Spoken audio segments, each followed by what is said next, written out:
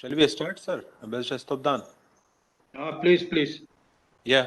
So once again, welcome to all the participants for the first technical session of today's conference. We would like to invite the chair of the session, Ambassador P. Ostobdan, to kindly conduct the proceedings and chair the session, sir. Thank you. Well, thank you very much, Dr. For inviting me to chair this session. We just heard the inaugural address by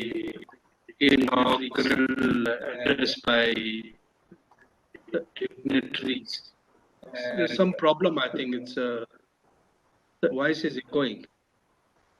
There's some problem. I think it's voice is echoing. Hello.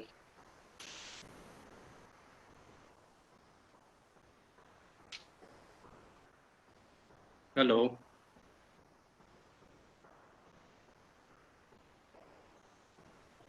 Yes, sir, you can continue. It's Okay. yeah. Okay, fine. So I think the speakers in the inaugural session laid out the entire roadmap, the future action for the SCO. It's very interesting that the SCO has really emerged as a very important organization now. We've been associated with this, the growth of the idea, the SCO for a very long time from the beginning. When we joined as an observer in 2005, I believe we're going to discuss some of the details of what has really happened in the last 2 decades. Essentially, we are going to discuss in two segments in this session. Firstly, how do we look at the SCO in the context of the global shift of power, especially the SCO's evolution in the last 20 years, whether it has been a vindication sort of a thing, because initially when we watched the early statements and the declarations, it has been more about preventing the interference of outside powers in the Eurasian politics, like the United States and others, NATO and many other powers which were trying to infiltrate in this Eurasian space. Now, having the Americans now left Afghanistan and also Central Asia a decade ago, whether the SCO charter has really been fulfilled. Was this the main goal of the SCO to establish peace and stability from their perspective, from the perspective of the Eurasian member states? Now, this was one of the essential agenda in the discourse of the SCO. I'm not saying in terms of technical agenda, uh, but being a part of this discourse for a very long time, the whole idea is to curb the destabilizing elements, what they used to call uh, in the joint statements that used to come out in the SCO. This is very important that we must discuss in the context of the global shift of power, which means that what has really happened in the recent months or years. Now, secondly, whether the organization has the potential to now focus on the regional cooperation in terms of trade and connectivity. What we have seen because of this global competition, some of the agendas, some of the key issues of the SCO cooperation had been hampered. uh, Now we have seen in the last couple of years some new initiatives have been taken by the members themselves, other than the Chinese and the Russians, especially by Uzbekistan. We have seen in July this new initiative by a member state which wants to take an active part in the connectivity projects in the regions. So this is again a new development that has now taken place. Now, the other aspect is that the economic cooperation was not so much of a focus. It was the SCO focused more on the security, peace building, and all that issues. Now that the economic cooperation agenda has been added in the last couple of years, whether there is any prospect for the SCO to intensify this economic thing. And I've seen the data in the last couple of years that the growth rate in the region is not very bad. In fact, even during the COVID period, it remained somewhere on the, I mean, in fact, one of the countries like Uzbekistan had one of the highest growth rate in Asia, 5% or 6% in 2020, 2021. Maybe some specific situation because of which the economic performance of the SCO countries are doing good. But on the whole, I think SCO has managed the economic crisis, even this pandemic situation. So this is something where we could discuss whether this is possible to push the economic agenda far more seriously now. Uh, the second segment of this session, I think, would be to look at the SCO's role in the context of new regional situation, especially in the evolving situation in Afghanistan. Uh, Whether Afghanistan poses a new challenge or an opportunity, uh, I happened to be in the Uzbek-Afghan border last week at Termiz, and the mood there was that there was no ambiguity, there was no worry in the minds of the Uzbeks about what is going to happen in Afghanistan, and they are looking forward to have a greater cross-border trade and willing to cooperate in different ways. And in fact, I went along the border quite a bit, maybe about 50, 60 kilometers along the Amu Darya, and the border fencing was shown, and the border point itself appeared very peaceful, and the trucks and lorries from Afghanistan was coming in and going out. So I think people are quite hopeful about what the SCO could do in terms of, uh, obviously there are other political issues about what is to be achieved in Afghanistan, but SCO has a role to play, especially when the Americans have now left. The burden of stability and peace in Afghanistan is going to be falling on the shoulder of the SCO, the regional countries itself.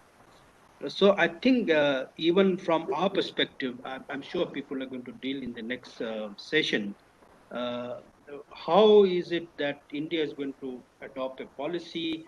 Is it going to be a bilateral standalone Afghan policy, or whether we're going to be clubbing with the SCO agenda? So something very interesting. I think in the coming years, we have to actively think about these issues. Um, some of the previous, I won't say errors, but how much improvement that we can bring in the Afghan policy in terms of both the security and also economic aspect. Now, especially I could see, the new agenda of humanitarian assistance. There's almost an economic collapse now in Afghanistan. The SCO has the surplus production and the capacity to fill that, the demand of the Afghan people.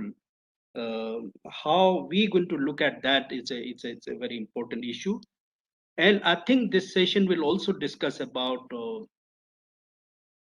the uh, the security itself. I mean, I could see in the SCO, their position is very, very hard in terms of curbing terrorism and the flow of, say, the impact of Taliban in the SCO countries.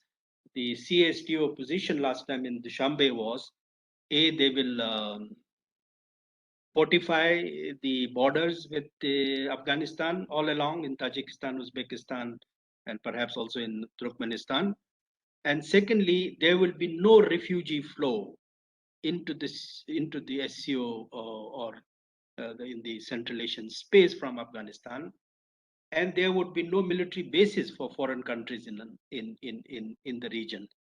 And thirdly, I think the Russians have just gone ahead to deploy a new intelligence gathering system along the Afghan-Tajik border. So they have a very clear position.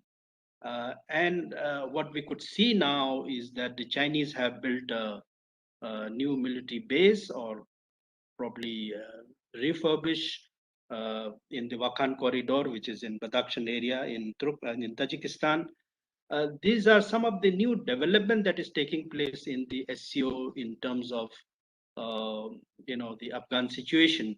So I think we need a concrete response and analysis and assessment of this. So I think we are going to have a very useful session, and I will now call upon the speakers. The first speaker would be uh, you know Dr. Professor Ram Upendra Das. The CV of Dr. Das is given. I think everybody has it, so I don't have to repeat that. So can I request Dr. Das to uh, take 5 to 10 minutes or whatever in your speech? I think timing has been mentioned, 10 minutes. Uh, Thank you, Ambassador Stopdan. Let me begin by extending my thankfulness to the organizers, the ICWA and SCO Secretariat, the participation from Ministry of External Affairs, and very noted experts. I can also see Ambassador Yogendra Kumar, and special thanks to Dr. Athar Zafar from ICWA for facilitating my participation. I see a very distinguished panel now and then later on. I also see Professor Ajay Patnaik now. It's been a long time that we are connecting, but we will remain connected now. Uh, uh, so, first of all, my thankfulness to everyone from the organization side, but also in terms of the theme. And as chair of this session, Ambassador Stopdan has very eminently and eloquently and analytically presented before us his rich experience in terms of uh, reading the flux, both global and regional, and trying to situate SCO process. And he's raised certain very important issues which actually require in-depth research, analysis, and contribution from all of us would be very important. Now, I being an economist, I would only focus, with your permission, Chair, on the economic side of this global and regional flux and see SCO from that lens. Now, if you see the global trade and economic landscape in recent times, it is at the expense of repetition. I think everyone knows about it. There has been a tendency of protectionism and trade wars and exits, in the form of, say, Brexit. And global landscape has been reconfiguring. And that is where the interlinkages between the security and the political dimensions uh, with the economic dimensions become very pronounced.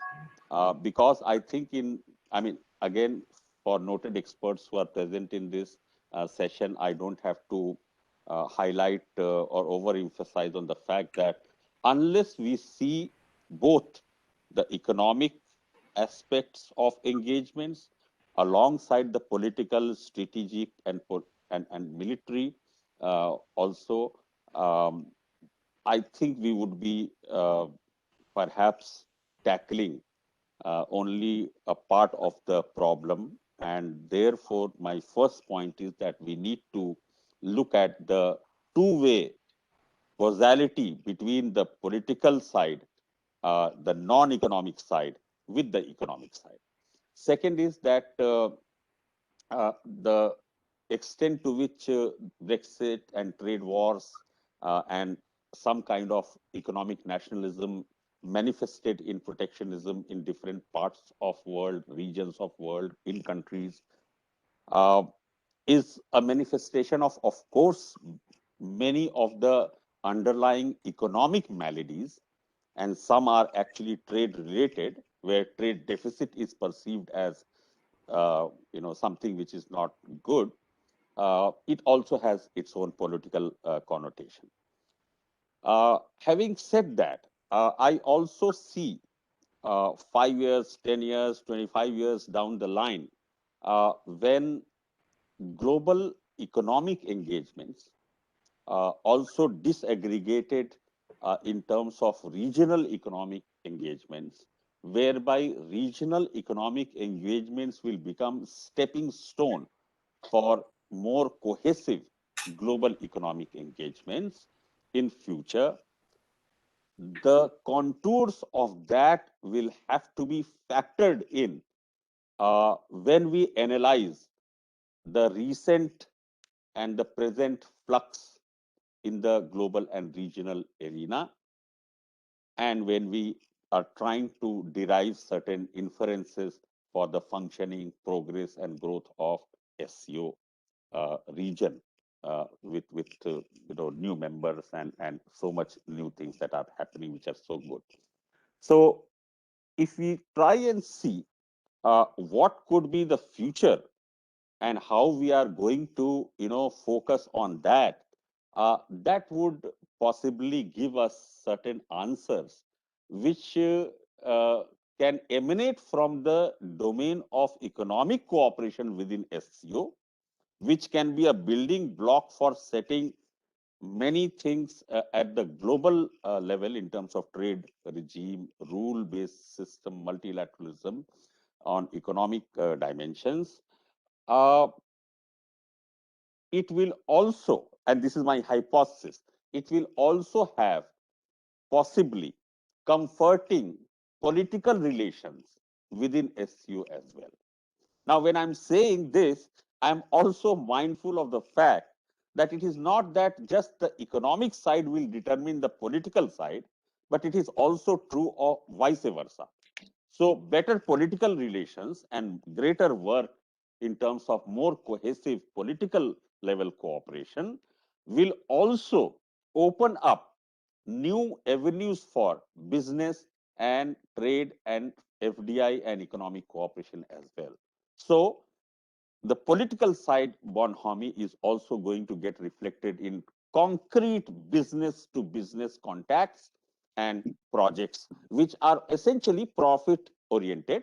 But in that process, if those projects are situated in the specific context of SCO, I'm very sure that the projects can be, employment generating at the same time. So profit and employment generation both perhaps would be possible.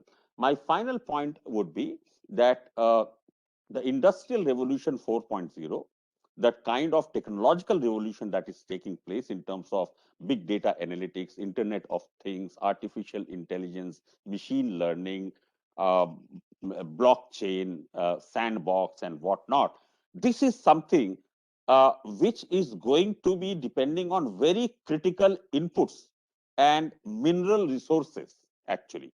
And SCO region is very rich about that. I mean, not that, I mean, all of you know about that, but I'm trying to link the availability of those very critical and rare, minerals and rare earth metals and materials and new materials, which would be very crucial to harness the industrial revolution and technological revolution of the future. So we should be looking at economic cooperation and political cooperation, keeping these unfolding global value chains, which will be geared through these many of the processes that I just mentioned. For the sake of brevity, I must also mention that In recent times in SCO, I have been observing the economic cooperation aspects, and there has been an exponential growth in terms of the dialogue and the agenda setting on trade and various aspects of economic cooperation in SCO. One small index of that success is that last year, the first SCO consortium of economic think tanks meeting incidentally was chaired by me because I was nominated at Center for Regional Trade with the help of Ministry of External Affairs, Government of India, the SCO Secretariat, and Ministry of Commerce and Industry, Government of India. We could do that. So there is something which is taking track, something going forward. Finally, I would just highlight there are many challenges as well. Only because of, again, for the sake of brevity, because there are other speakers, I will highlight one thing. If we can all cool our minds and get that really functioning, which is INSTC and this international north-south transport corridor, things are happening. But if we can galvanize that, I think that will augur very well for SCO in future. And another constraint which the global economy and our part of the region and SCO economies have faced in terms of shortage of containers. So I think a cooperation in that also it's a challenge. So I just thought I will highlight some of the broader aspects, some of the perspectives, where we can do some more research for SCO cooperation, but some of the challenges. There are many challenges, but just highlighted too. Thank you for your kind attention and giving me this opportunity. Thank you. Thank you, Dr. Das. You have done a tremendous amount of work. I have read most of your papers on the economic and trade in this region. In fact, we have a tremendous amount of work already being done. The blueprint is ready almost. It's just that something was not working, and I'm sure what you have suggested, either we link politics with economics or de-link the two. It has to be done in a positive manner. If you remove those political obstacles, the economic dynamics is so strong, the potentials are so strong, and we could do much better. And I think India will have a lot of role to play in that. I'm sure there will be new ideas that you will come up in your next paper. Everybody look forward, and I've read many of your papers earlier also, even on the NSTC and other prospects. Now, could I invite Dr. Poonam Man to give her views on this subject? Thank you, Chair. And good afternoon, ladies and gentlemen.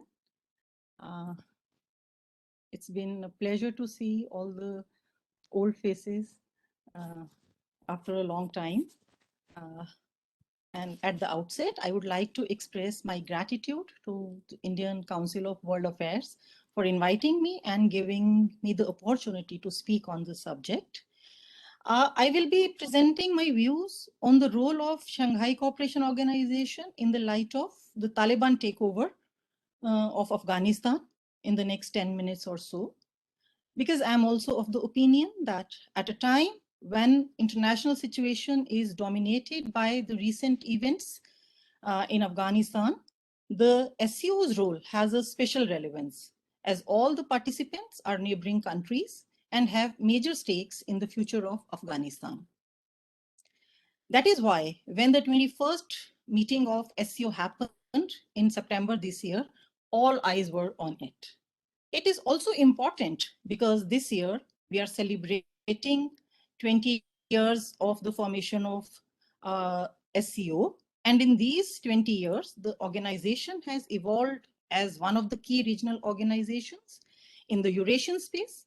It has made tremendous progress with regard to its institutional development and has developed a much wider range of its activities for achieving the desired goals. More significantly, it has focused on anti-terrorism cooperation through its regional anti-terrorism structure, that is RATS, And member states have also conducted multiple joint military exercises with an aim to build a strong shield for regional security and unite its efforts in fighting terrorism, separatism, and extremism. Besides, Afghanistan was given an observer status in the organization, and SCO Afghanistan contact group was also established in 2005, which was revived in 2017 and held a meeting recently in 2021. Now, since this is the 20th year of the SCO formation, it is ironic that this year only the US troops also completed their 20 years on Afghan soil before leaving. Now, one of the founding reasons of SCO was the security situation in Afghanistan and conflict spillover into the region, as it happened in the 1990s and early 2000s. And now, with the departure of US forces and Taliban takeover of the country, we are facing a similar situation related to the security and stability of Afghanistan. Therefore, SCO and its priority for fighting terrorism and extremism increases in relevance now. With the return of Taliban to power, this is what unites all the members of SCO. And this was clear in the July 2021 foreign ministerial meeting that revolved around Afghanistan, and the member countries agreed to reinvigorate the anti-terrorism institutions. The fourth meeting of SCO Afghanistan Contact Group was conducted, where issues related to security, economy, humanitarian, and the situation in Afghanistan and its effects on regional stability and development were discussed. Similarly, 16th, 17th September meeting of heads of the State Council revolved around Afghanistan, reflecting their concerns regarding the formation of Taliban government in Afghanistan and regional security and stability risks that come with it. Dushanbe Declaration emphasizes on an inclusive government in Afghanistan, and of course, all these regional players would prefer to see Afghanistan as a politically stable, economically striving, socially inclusive, culturally diverse, and religiously tolerant country. Well, at the same time, everybody understands that this is too high. This is too high a bar to consider for in the immediate future. But in this context, Iran's permanent membership in the organization has come at a right time. It can be considered as significant for mainly three reasons. First, Iran conjoins all the regions, that is Central Asia, West Asia, South Asia, Russia, and China, linking them together, and it becomes the puzzle piece to complete this picture of SCO Forum. Secondly, Iran has a long history of strong religious, cultural, and political relations and a shared border with Afghanistan. Large number of Afghan refugees are present on its soil.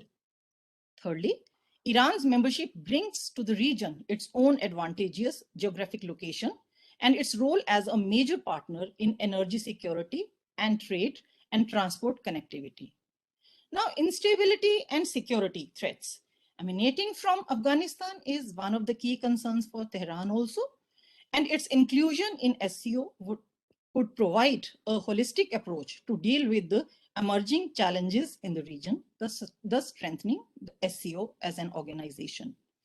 It can be considered as a positive step, but for the extent of Iran's role in the organization, we'll have to wait and watch.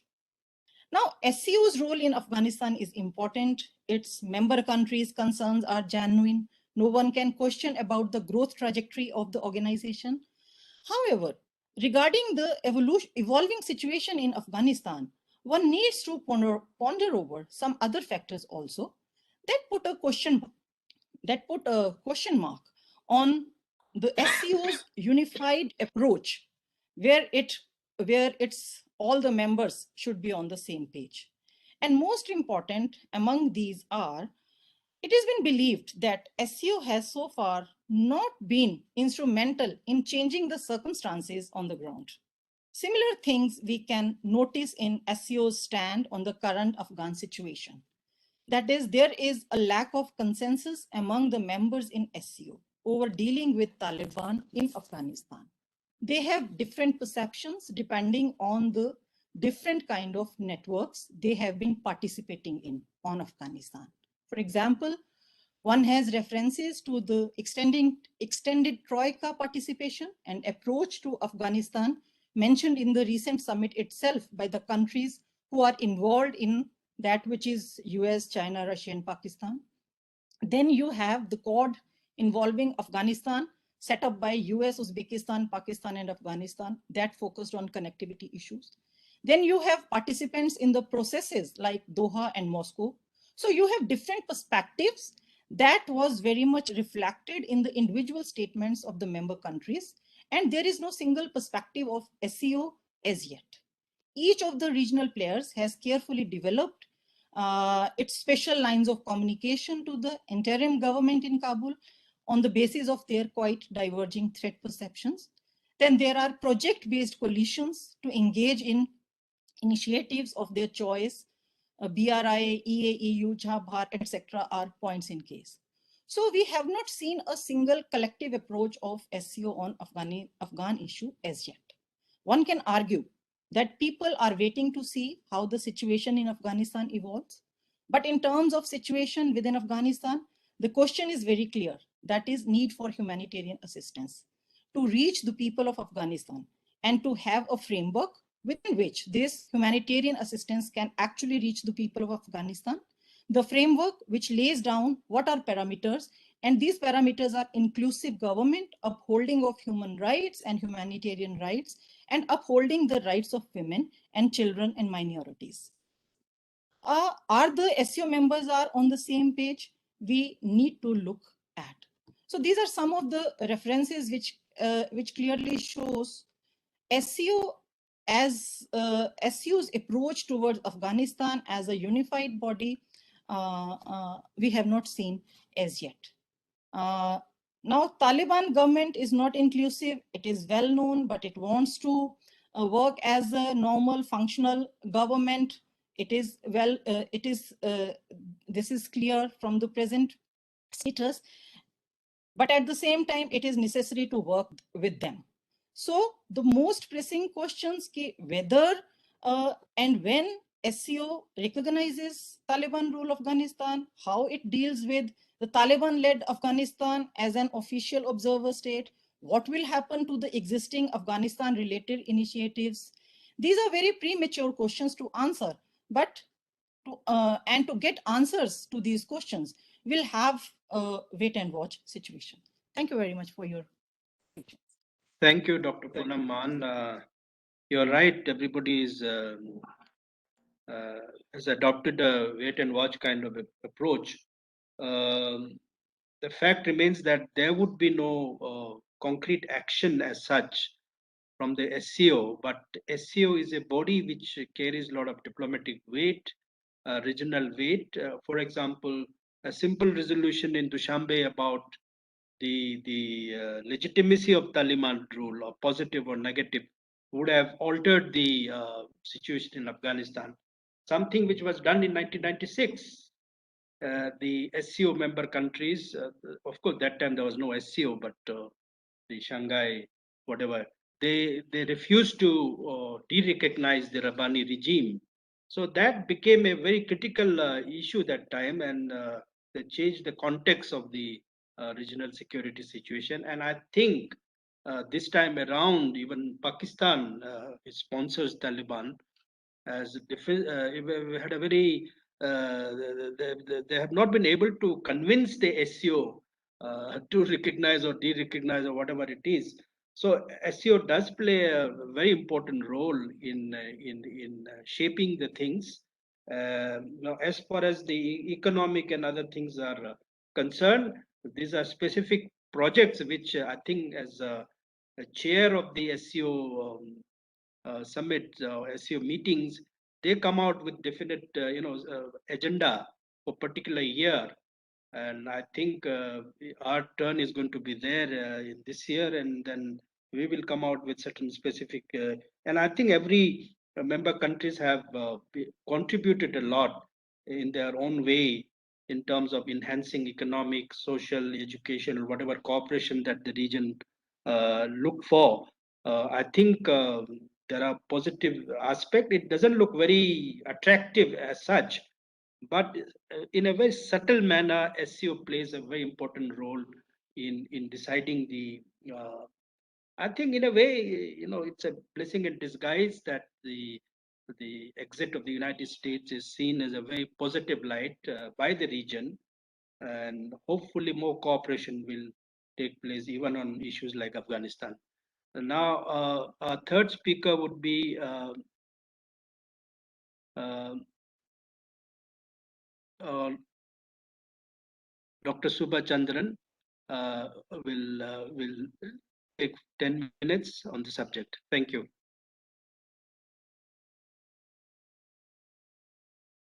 Thank you, Ambassador Stobdin, fellow panelist Zafar. Let me start with a thank you note to the Indian Council of World Affairs. I was a part of a previous dialogue on a different occasion on a similar subject. Once again, it's good to be back. In this session, we have been asked to look at the global and the regional flex. So my focus is in two parts, looking at the larger global and the regional flex, and then place SCO there. And towards the end, I would like to conclude what are the opportunities for India given the regional and the global flex. I'll start with the hypothesis. I'll go with the first speaker, Dr. Pendra Das. Almost he covered what I was trying to reach from a different perspective, more or less on the same theme. My hypothesis for my intervention today is the SCO countries, despite the political issues that are plaguing the SCO countries and the interventions or influences by the big states of the SCO, say China and Russia, the SCO is likely to expand and be an opportunity for India, especially on science and technology issues. So that's the last point that I would underline, that it would be an opportunity for India, especially on science and technology issues. So how I am arriving at this hypothesis and trying to justify it. I'm looking at 8 pointers, trying to analyze how other regional organizations are doing at the global level. My 8 pointers in a bullet point format. One, all regional organizations across the world are in a flex. ASEAN in our neighborhood, SARC where we are, European Union, ECOWAS in Africa. Look at all the regional organizations. They are all in a flex. And it is these regional organizations are trying. It's a big challenge for this regional organization to keep the countries together. As we are speaking, ASEAN had its own trouble with Myanmar, as we saw during this week. As we are seeing now, European Union is having a problem with the Poland after the UK's exit. People are now talking about the Pole exit. And then in ECOWAS, there is a Mali challenge. Mali is just thrown away the ECOWAS envoy, and ECOWAS had a problem sometime earlier with Mali. So the regional organizations across the world are in a flex, and there are issues in regional organizations keeping the countries together. Second pointer, all these regional organizations, there is a challenge of democratization and rule of law. Look at again the case of Myanmar in ASEAN, Mali and Sudan in Africa, Poland and some of the other countries in Europe. All regional organizations are facing a democratic deficit. There is also a serious case of serious deficit of rule of law. I am insisting on this because I would want to look into SEO, how SEO fares on these points. The third one, invariably most of the regional groups across are unable to address the political instability within the member countries. So, since that we also discussed Afghanistan and we also talk about political instability in some of the SEO countries, I think it's important to understand this is not SEO specific. All regional groupings have their own political instability. Just look at the most stable region or stable regional organization, either ASEAN or European Union. Look at the question of political instability in multiple countries, just not Poland. We are talking about Austria, we are talking about France, even France. There are issues that we are talking about in terms of instability. The fourth pointer is an important pointer as well. 20 years after the war on terrorism, September 2021, almost 20 years after the war on terrorism, the threat of radicalization has increased, expanded in most of the regions. Europe, we are talking about, 1 year of Samuel Paty just last week. Africa, most of the countries, invariably every second day or the third day, there is a bombing, there is a kidnapping related to one group or the other, that has its origin or that pays its obeisance to ISIS in Syria. The war on terrorism, after 20 years, there are still threats. In fact, the threats of radicalization is increasing in some of these regions. The fifth pointer is equally important pointer for me. The US is getting selective with the regions in terms of interaction. It's getting out. In fact, just now Stobden was talking about how US was, US exit is a kind of a blessing in disguise. The US is exiting from certain regions. On the other hand, China is expanding its footprints across all regions, both in terms of regions and also in terms of regional organizations. China is expanding its footprints. The sixth pointer is on disaster mechanisms, especially regional disaster mechanisms. Though all regions have emphasized these days on regional mechanisms, especially disaster mechanism, none of the organization could manage the COVID effectively. This is an important pointer because such a major issue, black swan event, how the regional organizations have worked in delivering. The seventh pointer is on energy and economic integration. Except for EU and perhaps ASEAN, all other regional organizations are going slow in terms of economic integration. And most of the regional organizations, when it comes to energy, there is a crisis. There is a serious crisis. We saw it in terms of the rise of prices in Europe. The eighth pointer is S&T, the science and technology. This is where I would go with the first speaker, what he said. S&T remains untapped potential in the regional organization. There is so much of a scope. I'll come back to it. Now let us try to place quickly SCO in these 8 pointers. Unlike other regional organizations, SCO is not facing any breakup or booster. The opposite is in fact happening in SCO in terms of countries wanting to get into. In fact, SCO is expanding, unlike the other regional organizations. The second pointer, the challenge of democratization within the SCO. There is a deficit. There is also a deficit of rule of law, but then that is not pulling down the SCO. And I don't see they are likely to pull down SCO, the deficit of democratization or rule of law. The reasons, perhaps the two big engines, China and Russia, are not that democratic. Neither are the Central Asian countries are known for their democratic credentials. So I don't see that, like how it's happening in ASEAN or in EU, the rule of law or lack of it is going to pull down SCO. The third, SCO as a regional grouping and political instability.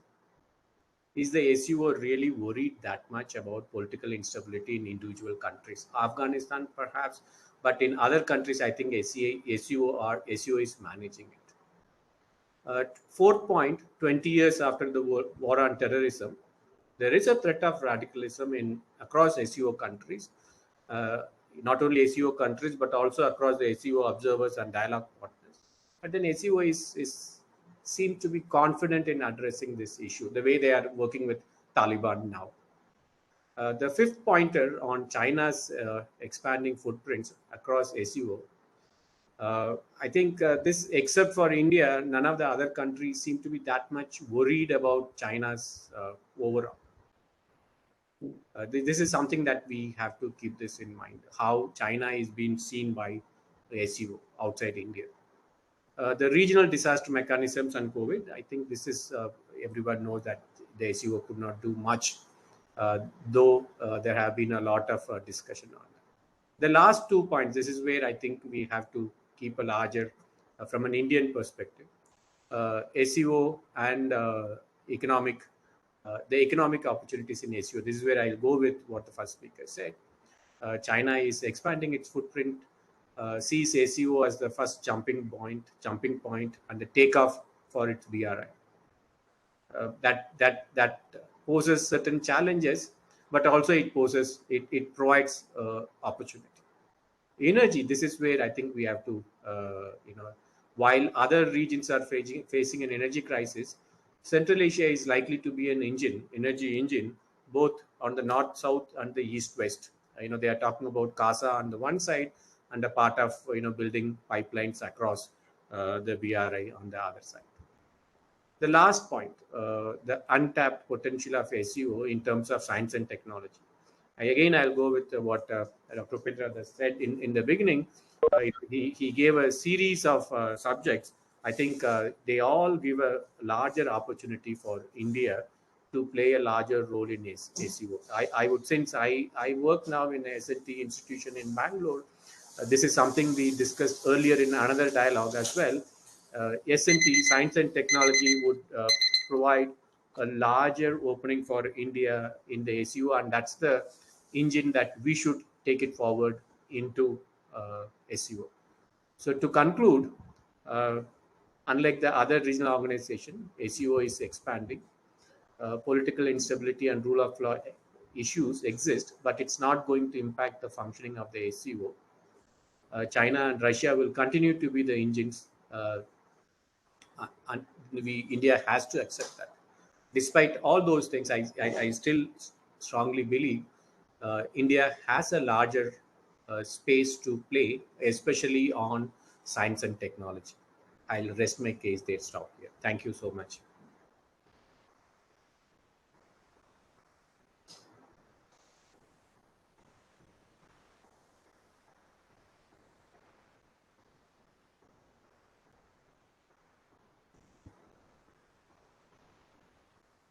SCO, where you could also perhaps contribute a little bit more on that.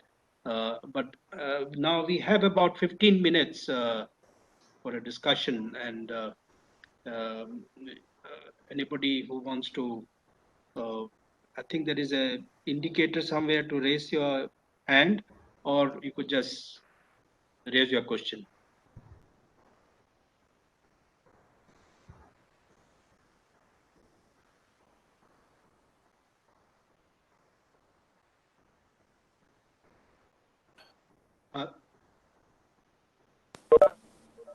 Chair, I have one or two questions. If you allow, I can read, and then the others can ask by raising their hands.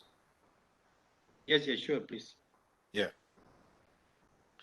One is regarding the accession of Iran. So, in how it can bring in terms of trade, economic opportunities and complementarities for the SCO, Iran's accession to SCO. And another question related to Iran is, after the approval of Iran's membership of the SCO, what are the prospects of future expansion into the Middle East, especially the possibility of Turkey, which has long been a dialogue partner, becoming an observer or full member?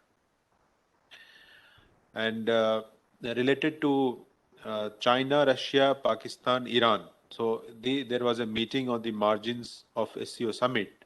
So what is the message we can have from this meeting? Thank you. Anybody wants to answer this?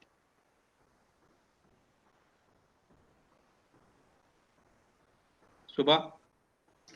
No, unfortunately, I was focusing on science and technology and the economy, so that's not my area. But Iran, I think, since we also talked about INSTC, since, Iran is very much a part of our INSTC objectives. I mean, you yourself have worked on this, Zafar. You would know it better.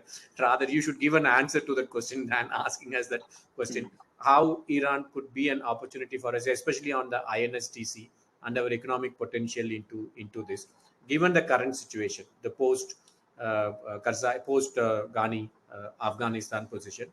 I think isn't that give us an extra space for us in what we want to do. Yeah, Dr. Das would be able to give 1 or 2 points on that. Hello. Um, if I heard correctly, the perspective which I have as far as Iran is concerned, again, I'll bring in the economic side of it. It has various dimensions. The trade relations between India and Iran over the years have actually become weaker because of the oil imports coming down. There is trade which is happening in the non-oil segment. There is a Vostro account which is there, and but the sanctions have posed tremendous challenges, and one of the reasons why trade does not pick up in, say, non-oil products is because the banks are not willing to issue the necessary EBRC and necessary documents and clearances, because they think that in case we do this, because today the banking system and the financial system across the globe is much more integrated as it used to be earlier. So a lot of things that happen do have very important linkages with the US. So this has been a problem, but I mean, without revealing too much, but whatever is available in newspapers, I can mention that it's very important in the context of SCO to understand that somewhere we will have to perhaps work with US agencies, different agencies, because US policy in terms of sanctions, you would have noticed that they shifted from a country-based to a smart sanction, which is a list of sanctions, where it is not the country, but the entities or the transmission or financial channels or sectors that actually come within the overall ambit of sanctions. At the same time, they do provide exemptions to humanitarian and developmental work. So I've been arguing whenever there has been a discussion on this, which has its own strategic implication, but very important economic implication, that possibly the kind of work, say, India undertakes within the overall framework of development cooperation, if that kind of a humanitarian work can be done. So, for instance, a hospital is built by India within a development cooperation program, and then regarding that, all there will be transactions, there will be movement of people, there will be engineers and architects and so many services that will be required to run that. There will be products required to build such a place of excellence. So I think there are various ways in which we can look at this issue and utilize the space which is available from the developmental and humanitarian angle, and there are ways to improve the overall dynamics with these Thank you. countries present. Thank you, Dr. Das. Anyone else wish to raise a question? Yeah, we have a research fellow here, Dr. Anvisha Ghosh, and she wants to ask a question, sir. Okay. Thank you. My question is directed towards Dr. Mann, because you focused mostly on Afghanistan. Your presentation was on Afghanistan. What role can SCO play in stabilization of the country, and can it play an effective role in facilitating dialogue between various political interlocutors in Afghanistan, within Afghanistan, in order to pave way for an inclusive government? Thank you.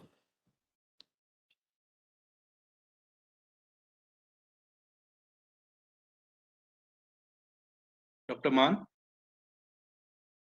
is she there?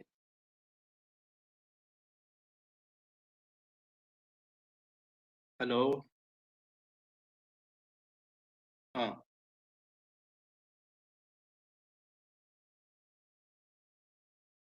Please unmute. Unmute.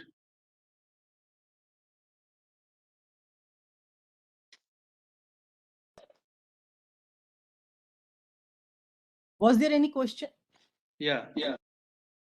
Can you repeat the question? Yeah, sure. What role can SCO play in stabilization of Afghanistan? Can it play an effective role in facilitating dialogues between various political interlocutors within Afghanistan in order to pave way for an inclusive government? Anvesha, my point here is, first of all, all the Shanghai Cooperation Organization members, are they on the same page themselves? That is very important. If we want, that is what I have tried to brought out in my presentation, that though all the members of Shanghai Cooperation, they want inclusive government, right? But again, they are not on the same page. Like Tajikistan view is not ready to, recognize Taliban at all until or unless they form an inclusive government. But at the same time, though everybody is saying we want inclusive government in Afghanistan, and they have laid all the parameters to form that the government, but again they are reaching out to them individually. So that was my point, that they themselves are not on the same page on to convince Taliban to go for the inclusive government. So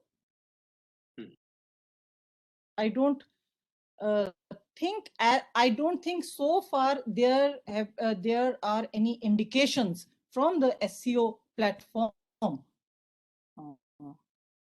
to work towards that. Right. Okay. Any other question, please?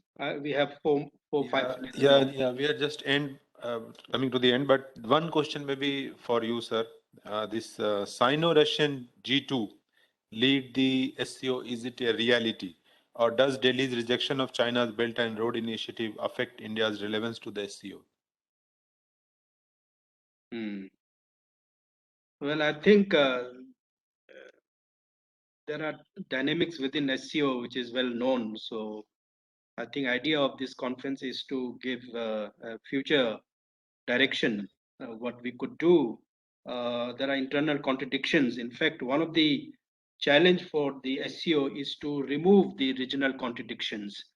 And I have seen in the last couple of years that contradictions within Central Asia has been quite significantly, removed. The contradictions have been overcome with. We've just been to Uzbekistan. The amount of cooperation and goodwill now they have among the region themselves is quite tremendous. So whether SCO can remove further contradictions like Sino-Indian or China-Russia or India-Pakistan or Afghanistan-India or Afghanistan-Pakistan, all these things are political issues, strategic issues which needs to be dealt much more seriously. That is where I think SCO initially aimed at to bring peace and stability so that it becomes conducive for economic cooperation. That's the ultimate objective of the SCO itself. But obviously, it's a long way ahead. We really don't know. But what I have noticed now here is that the political fallout of the Taliban in Afghanistan has been almost zero for the SCO countries. There is no political fallout for Russia. I don't see even in China. I don't see even in India. We haven't had any political fallout of of the Taliban. We had some interest, like evacuate our citizens from Afghanistan, which has been done very carefully and very successfully. And now, when we are talking about other things like strategic fallout and implication, that's for the future. We will see how those things will shape up. Taliban has not been recognized as yet. Uh, at the moment, we don't see fallout except in Afghanistan itself. Now, this will lead to a crisis within Afghanistan. We really don't know. That's not the subject of our discussion. Maybe Afghanistan could be isolated, some famine, some drought, some poverty, like it happened in Africa. You will not even get to know in the newspapers also now. Maybe the West completely wipe out the news about Afghanistan, and there will be humanitarian issues. We really don't know. But I think everybody seemed to have downgraded the significance of the rise of Taliban, to my understanding. And so, therefore, the reaction is equally the same. Of course, some countries like European Union and all are quite worried about the humanitarian crisis, poverty, children, women, and all that things. But on the whole, the international community seems still watching the situation, and they're not in a panic. Why I said the US exit is good in the sense that initially I think Russians and the Chinese were quite worried. They showed some kind of a apprehension that why United States is leaving and leaving the region in a very chaotic situation. But today that feeling after 2 months has disappeared. Most countries have taken it as a challenge. Okay, now we will have to bear the burden, the economic burden, the refugee burden, the security burden. The resources have to be now pulled in to deal with the fallout of the Afghan situation. Earlier, I think even us, we were relying too much on the United States or whatever we're doing, but we were also involved in some nation building there. But that model has not worked. So we have to rethink whether we do it collectively or whether we do individually. My position is that even today, when Prime Minister spoke on that SCO summit, he talked about the UN role, primary role of the United Nations. And yesterday, the same thing has been repeated by the Chinese. So I think there is people are coming around the same point of having a responsible, uh, position to be taken with. Nobody wants to see the repetition of same chaos in Afghanistan again and again. There is a clear, but at the same time, I think when we are looking for contribution, I don't know whether in the framework of SCO or otherwise, the SCO countries have a certain,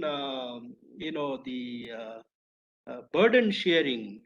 The labor has to be shared in Afghanistan. The Russians are quite active on the Doha process. You saw the Moscow dialogue, all this troika business. So they're actively participating into bringing about some kind of a stability, inclusive government within Afghanistan. The political aspect has been taken care of by the Russians. Now, as far as the Chinese are concerned, they are now still holding back on the they have spoken too much about the stability, but they haven't come out with a concrete idea what they wish to do in Afghanistan, except for committing some $30 billion or 31 million dollars, some assistance to the Taliban regime. But obviously, all are linked to what the Taliban themselves try to do within Afghanistan. I think as far as India is concerned, Prime Minister has made it very clear that there should be uninterrupted flow of humanitarian aid. I think we are going to be in the business of, again, that's a goodwill, earning goodwill in Afghanistan, humanitarian assistance. That has been the traditional role that we have played in Afghanistan for a very long time in terms of, even during the 80s, we have opened Indira Gandhi Hospital, and all those things might be repeated. So in a way that India will have a positive role to play. You call it SCO, you call it India, but all these things needs to be synergized. concretize within the SCO. It's a very loose organization. It's a very abstract organization, but at the same time, it's a very steady organization. It's a very organization which very subtle. I think it doesn't make too many noise about what they want to do. But surely, I think it's not like ASEAN or NATO or something like that. But the role of SCO is quite unique. I even initially I was not very impressed. What are they trying to achieve? But now I realize that the SCO has a certain amount of power and a way to shape the global politics.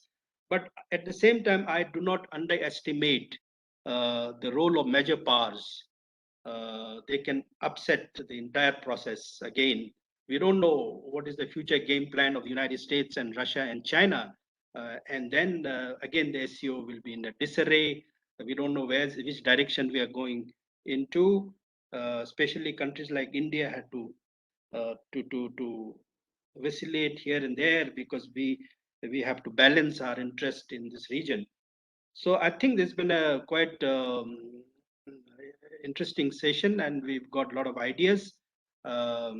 Thank you very much, and we hand over to Zafar. Thank you. Thank you, sir. Thank you, Chair, and all the participants. Now we move to the second session and invite Ambassador Yogendra Kumar to take over and conduct the proceedings. Thank you, sir. Thank you. I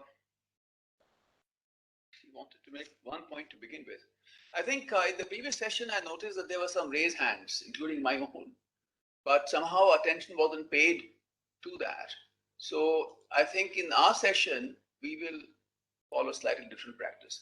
So first of all, DG ICWA, Ambassador Vijay Thakur Singh, Secretary West, MEA, Ambassador Rina Sandhu, esteemed panelists for session 2, esteemed members of the audience. I wish to thank the ICWA for organizing this webinar, which is very timely due to the impending chairmanship of India and the transformational changes in the region of SCO's concern, which are also of concern for India. I feel honored to be asked by ICWA to chair the session on India in SCO, which has an excellent panel to discuss the subject. It is in continuation of rich discussions during the inaugural and the previous session that will contextualize the changing role of India in the organization. After my opening remarks, I will call upon the individual speaker to speak for 10 minutes each. Due to the paucity of time, I will not be introducing them and advise the informed members of the audience to familiarize themselves with their biodata available on the webinar link in case that has not been done already. So in terms of the scope of the topic, it's already been given the concept note for the session, which I presume has been familiarized with by the members of our audience. SCO has served as an effective platform for regional cooperation during the last 20 years, which has had a stabilizing and moderating role during a rather turbulent time for that region. India has been associated with it almost from the inception by becoming first an observer in 2005 and then as a full member in 2017.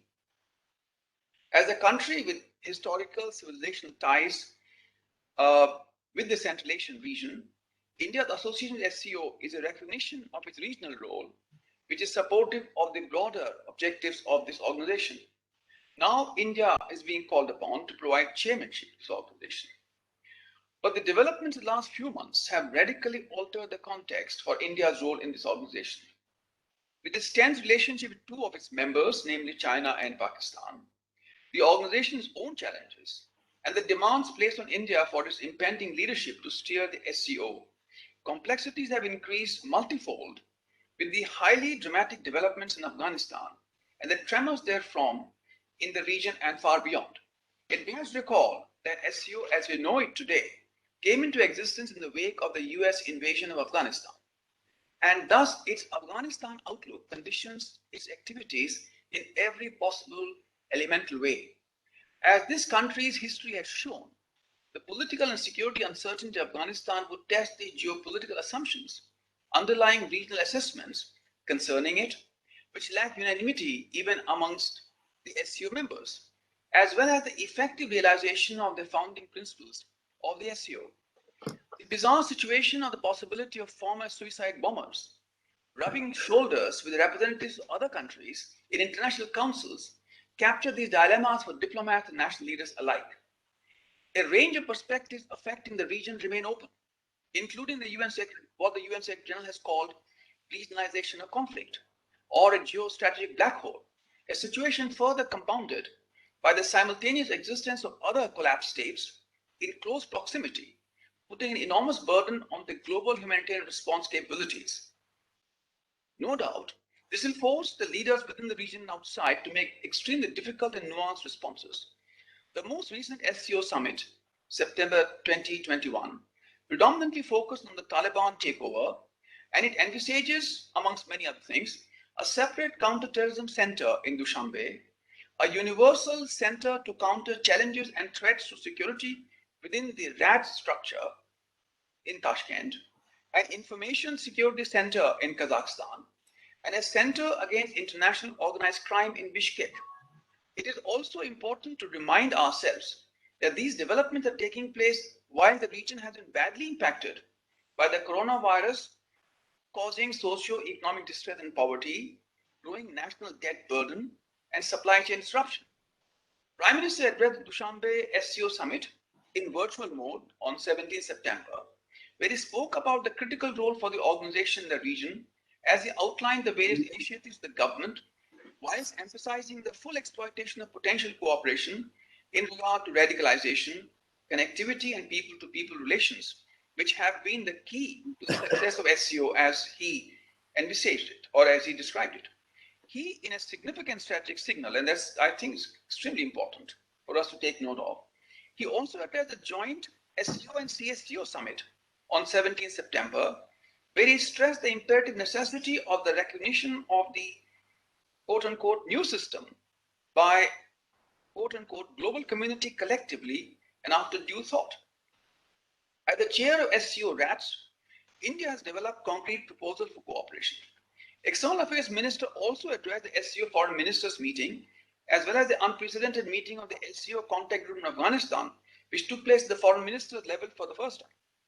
At these meetings, taking place during the violence that when the Foreign Minister interacted, the violence in Afghanistan leading to the Taliban takeover, External Affairs Minister outlined India's expanding engagement with SCO, as well as the critical necessity of a smooth political transition based on an inclusive pan-Afghan dialogue.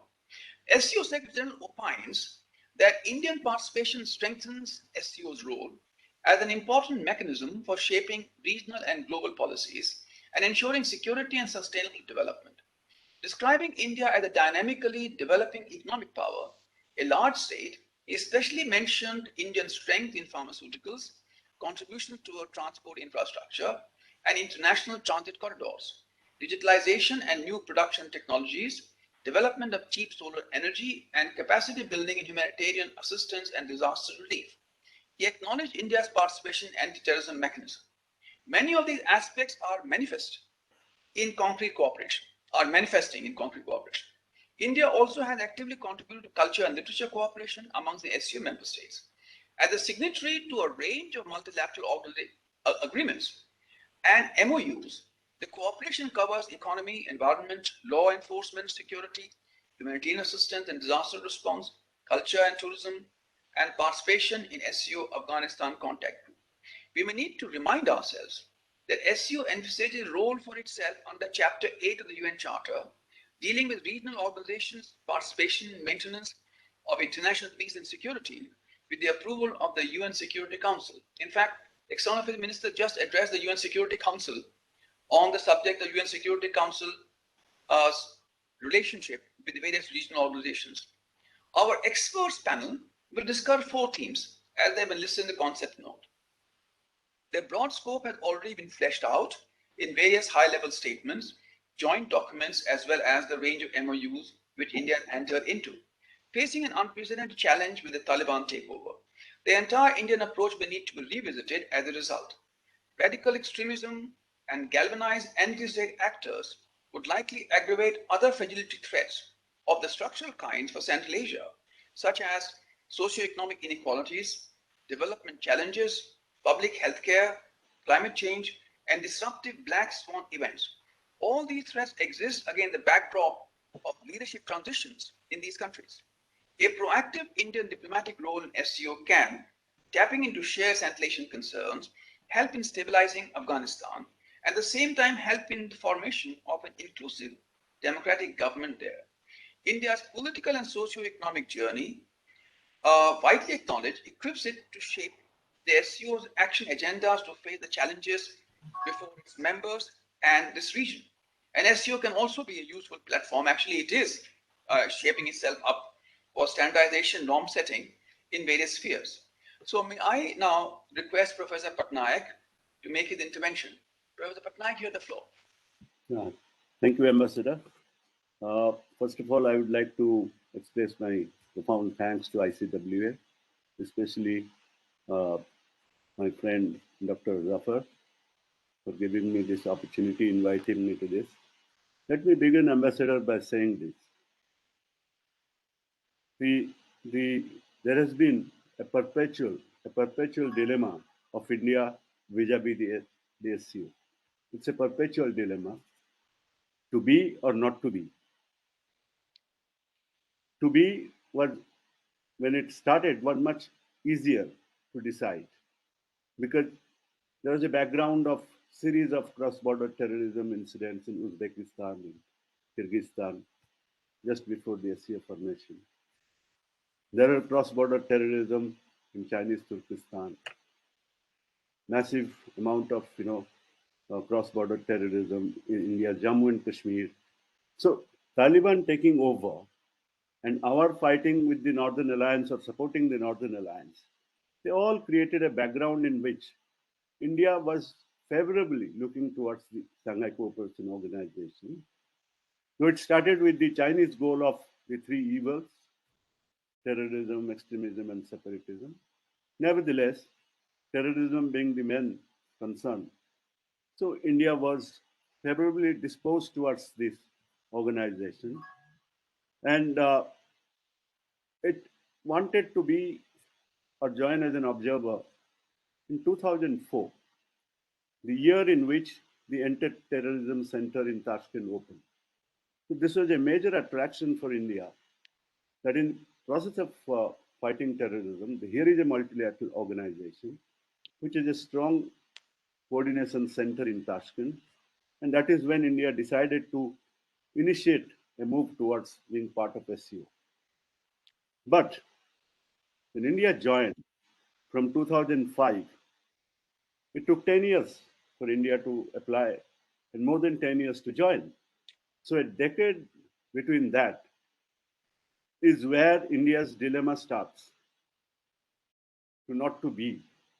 Because in 2005, the SCO had taken very strident positions post-Andizan in Uzbekistan, calling for the withdrawal of NATO troops from Central Asia. And Uzbekistan closed the base soon afterwards. And that is the time when the Americans were projecting a Silk Road vision in which Central Asia, South Asian integration will take place. Afghanistan will be the epicenter of that integration. So they were giving a vision in which Central Asia, South Asia will integrate. And they encouraged India to invest a lot in the developmental process in Afghanistan. And India did a lot.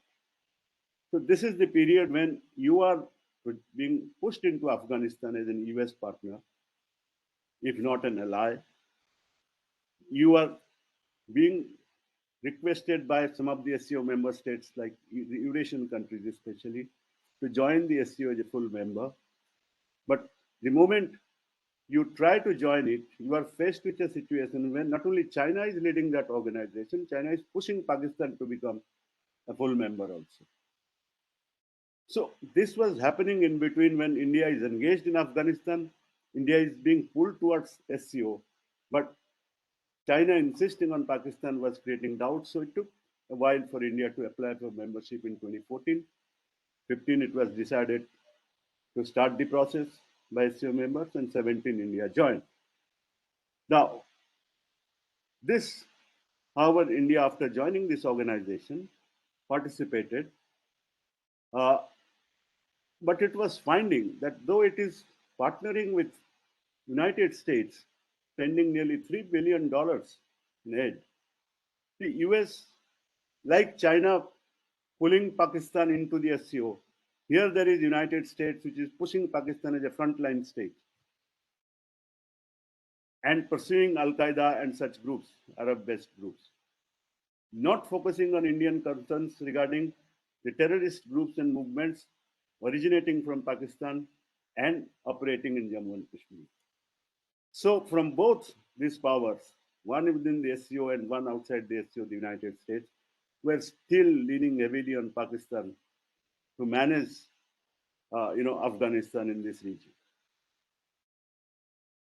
Now we are in a situation where the Taliban has returned.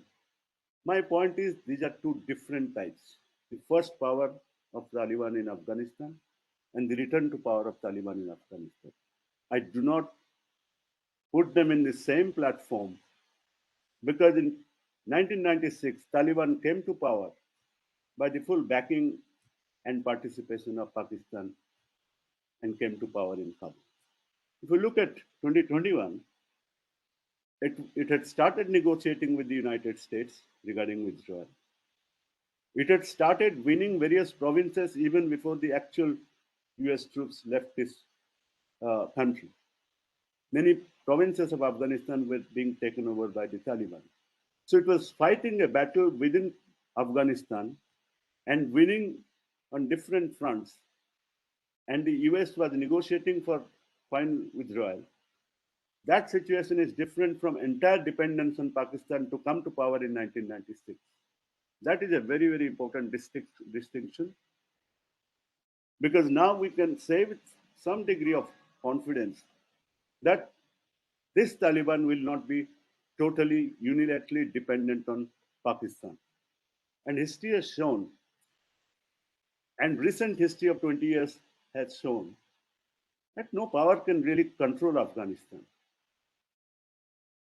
They might help it, they might engage with it, they might want it in power in Kabul, but they cannot control it totally. So this time the situation, according to me, is different and throws up certain opportunities. These opportunities are, unlike in 1996, when Iran and Russia and India, of course, they were out from the picture in Afghanistan totally and considered by Taliban with a lot of hostility, either Russia or Iran or India. Today we have a situation where Russia and Iran are not looked upon in the same manner as they were looked upon in 1996, and the Taliban is willing to engage with these two countries. Of course, China they have to Pakistan, but I'm talking about Russia and Iran. That also makes it a different situation because both these countries, Russia and Iran, are very close to India historically. Even in recent times, they have been close friends of India, despite ups and downs. Secondly, Taliban is in serious search, unlike the last time, of being accepted by the international community, of being recognized by the international community. And it's not like the last time when they said, we don't care. They are still talking to many countries to be accepted as an international power or country, state, and be recognized by them.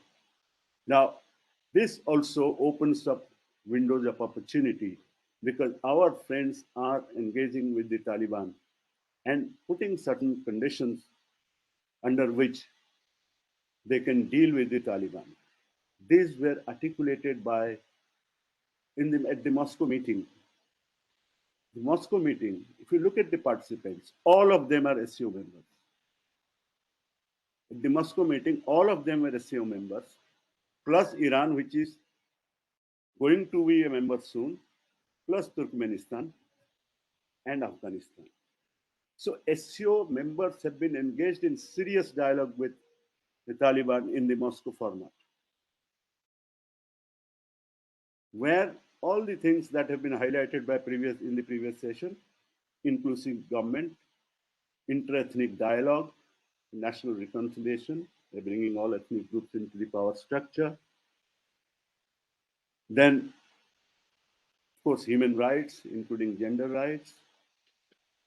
Then some,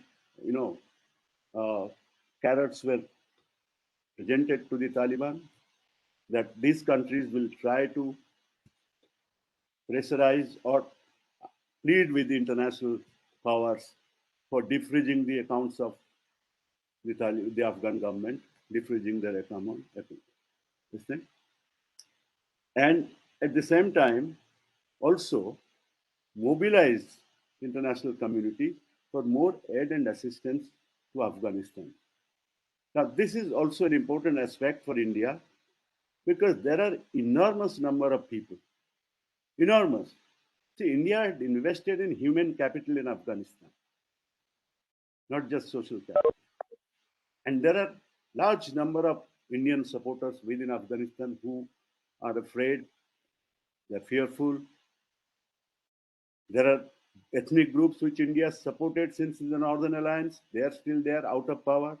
The Tajiks, Uzbeks, Turkmen, and the Hazaras.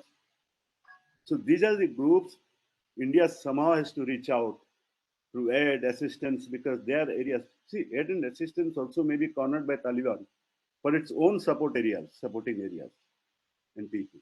We have to ensure that it reaches to groups and communities which are close to ourselves, always. And they also get it. It's not that Taliban takes away all that aid. And another opportunity is that the demands that was made by SCO members through Moscow format are not different from what the US demanded from the Taliban in the Doha rounds. So you have a possibility where SCO members and the US can work in tandem with certain objectives which have been highlighted, both inclusive government and gender rights, human rights, etc.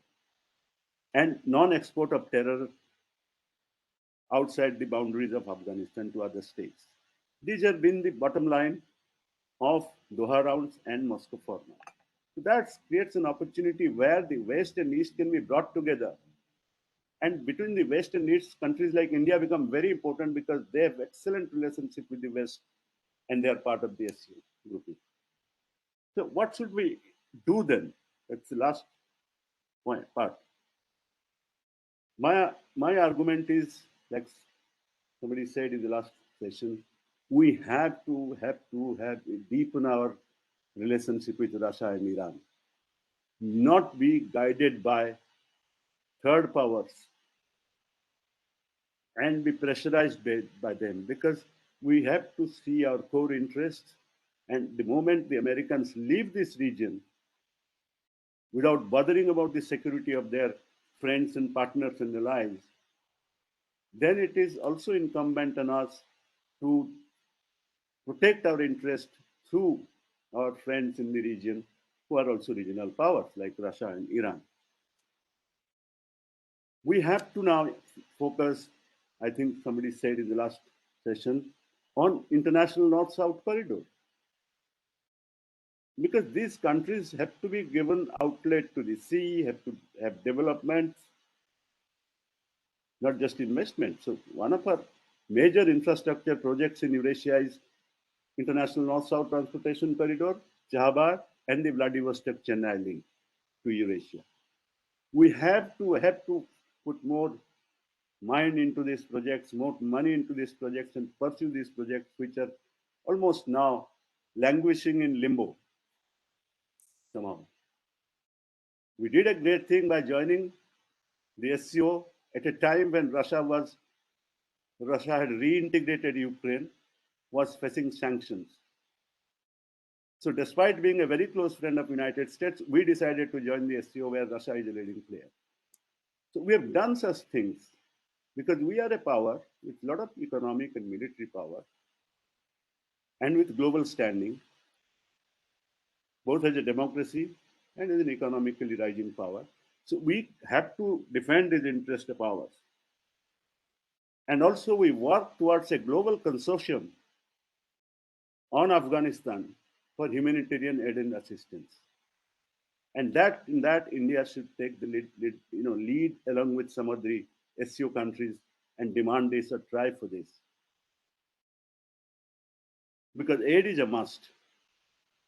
Somebody said, see, if there is no aid, poverty, famine, hunger, chaos in Afghanistan, sliding into a civil war kind of situation due to social and economic instability is not good for any countries. That will again lead to boom in terrorist activities, boom in extremist ideologies, who will be attracting people, deprived people to their cause. And finally, I think India, many of you are diplomats here. We need to somehow negotiate through our SCO partners to reopen our embassy. Some of the SCO countries are having their embassies there. So we need our embassy there to coordinate our efforts. We need to resume flights to Afghanistan. These have to be negotiated with the Taliban through various formats. We can start an SCO, like Moscow format, SCO dialogue with Afghanistan, and see what things we can arrive at that can Afghanistan allow opening of embassies for interested SCO member countries. Can a flight open from SCO member countries? So these are some of the things we should start with. We should have to take baby steps. Then have to lean heavily on our partners in SCO. And we need to somehow balance or neutralize Pakistan's China effort in Afghanistan.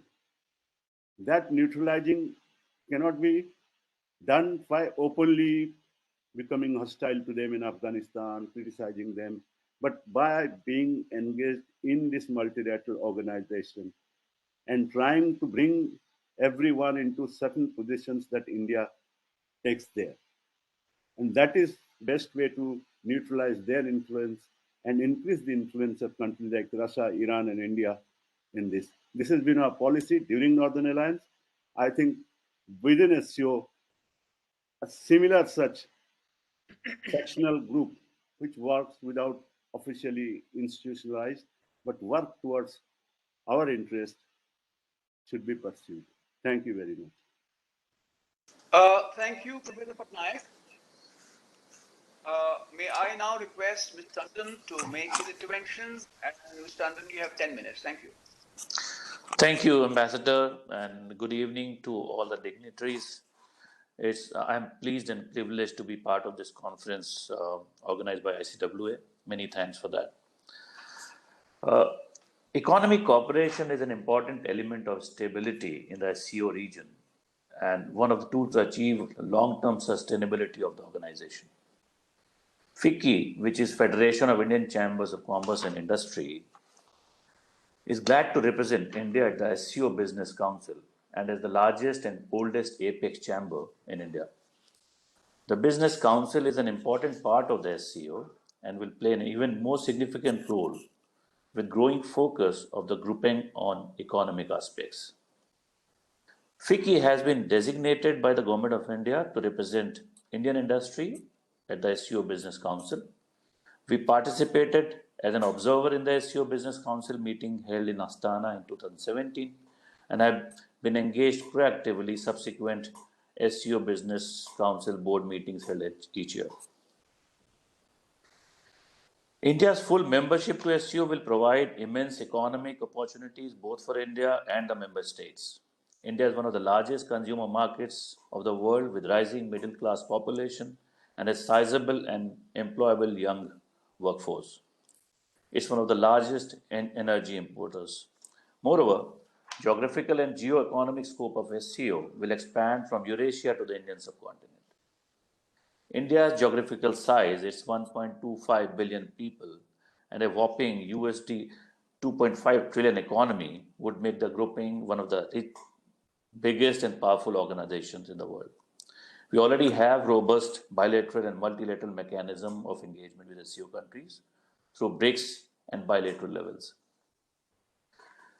FICCI is the business secretary for BRICS, IORA, AIBC, with remarkable success in connecting businesses, capacity building, women's development initiatives, MSc development, and innovation and startup ecosystem, in addition to the direct trade and investment promotion. As the Business Secretariat of SCO in India, FICCI stands committed to strengthening and developing this vision. FICCI's endeavor as the Business Secretariat of SCO is to play a productive role in building strong trade and investment, transport, energy, digital, and people-to-people links, especially between youth and young entrepreneurs, capacity building and sustainable development in the region in a mutually beneficial manner. At the bilateral and multilateral level, FICCI has remained at the forefront for collectively undertaking key initiatives in collaboration with Government of India for promoting trade, economic and investment opportunities with SCO member countries. The SCO Business Conclave held on 23rd November 2020, organized by FICCI as the Business Secretary of SCO in India, was conceptualized as a confluence of business leaders, industry experts, government representatives from the SCO member states and the national chapters of SCO Business Council. The conclave focused on building resilience across SCO region to face COVID pandemic. Two sessions were on traditional medicine for sustainable and healthy living in SCO and creating demand for MSME during corona pandemic challenges, opportunity and support for governments. The conclave also formed a platform for discussion of substantive measures to strengthen the business activities and overall economic fabric of the SCO member states in the post-COVID era. As we know, the pandemic has ravaged the sector and the economies worldwide. Travel and tourism has been one of the worst affected sectors during the COVID-19 pandemic, which has led to the governments all over the world calling for immediate and long-term responses.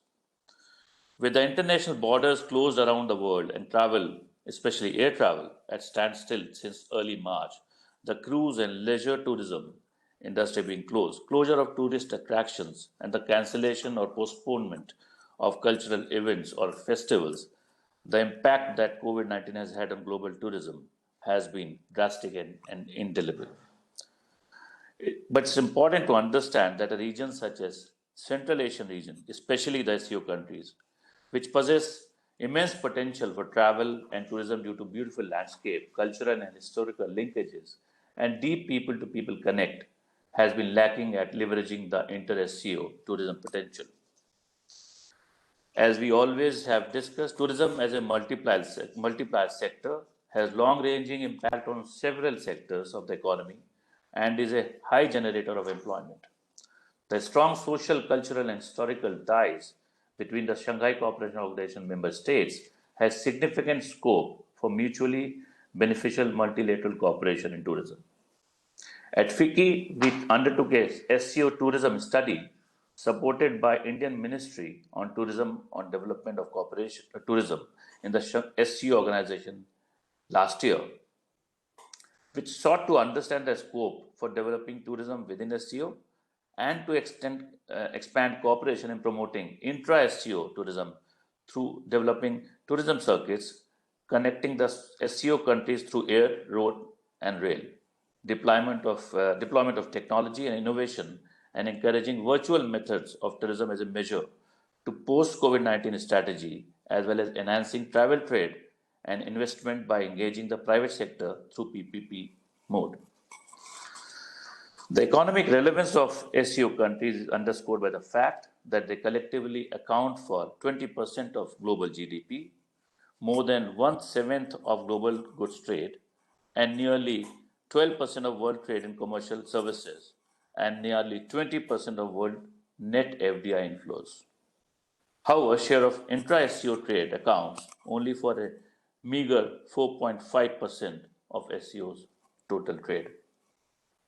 Intra-SCO trade has remained stagnant at around 0.3 trillion for the past few years. This therefore indicates that it's important to leverage the economic strength and explore opportunities for enhancing trade and investment in the region. MSMEs could play an important role here as they are contributing immensely to the development of all economies. There is an immediate need to connect the MSMEs of the region so that not only could they initiate dialogue to exchange knowledge, technologies, and best practices, but also explore and establish trade relations with potential counterparts. Strong relations among micro, small, and medium enterprises of SCO countries would also strengthen the relations amongst the SCO member countries. At FICCI, we are planning to organize a MSME bazaar later this year to promote the micro, small, and medium enterprises in the region which have immense untapped potential, face similar challenges across the countries. The business opportunities are yet to be exploited as MSMEs of the region do not interact much amongst each other due to the reasons like lack of resources and knowledge. FICCI appreciates the move by SCO countries to promote the development of technology parks and business incubators in the SCO region for the purpose of improving the regional business alliance and supporting youth startup projects, including the International Youth Business Incubator of SCO countries within the framework of SCO Youth Council. Mr. Shiv Vikram Khemka, Chair of SCO National Chapter India, FICCI and Vice Chairman Sun Group, speaking at SCO Business Council Board meeting in October 2021, virtually stressed the importance to focus on 3 E's: education, entrepreneurship, and employment in the SCO region. He also talked about the efforts undertaken by FICCI to promote trade and investment in the region. India will support activities through the SCO Business Council to work on interaction with other international structures carrying out economic activities in the SCO space, actively contacting the business structures of the observer countries and SCO dialogue partners, as well as representative business and financial structures of other regions of the world interested in implementing projects on the territory of SCO countries. Before I conclude, and since we had been mentioning Afghanistan, we have seen that Indian business houses and many other member countries' businesses have large exposure in Afghanistan today on the projects which were being used for Central Asia, South Asia connectivity. And I request on behalf of industry that how we can use the forum to to safeguard the business interest of the business community present in Afghanistan after the change regime. Thank you very much, Chair, and thanks all the dignitaries. Thanks.